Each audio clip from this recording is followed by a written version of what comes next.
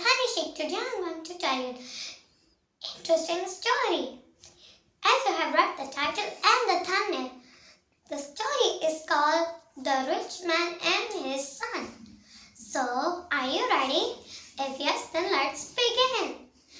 Once there lived a very successful businessman whose only son, who was still young, was very lazy and fun-loving. He used to spend money with free hands and never did any of the work at home.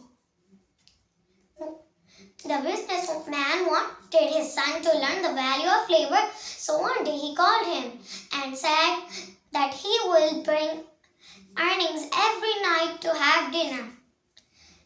And so the boy went to his mother.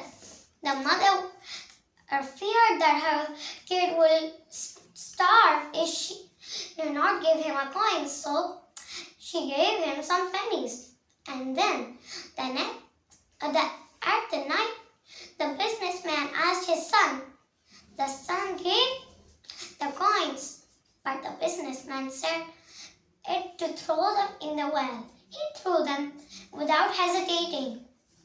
The next day, the mother was out of town, so he went to the grandfather to get some money. The grandfather gave him some money, and at night, the businessman told him again to throw that money in the well. And then he went to grandfather and told him about their condition. So grandfather left there. And then the very next day, the businessman reminded them about condition. He could not find grandfather anywhere, so he had no choice but to go to the market in search of work. After much time, a shopkeeper agreed to give him some work. He told him to carry his trunk all the way to his house. And the trunk was so heavy, the boy was drenched in sweat by the time he reached there. Then he got some money from the shopkeeper and went back home. At night, the businessman asked, and the boy gave him some money. The businessman told him to throw that in the well again. Then the boy said, "Father, my back aches and I feel numb. Why? Are you telling me to throw my hard-earned money?"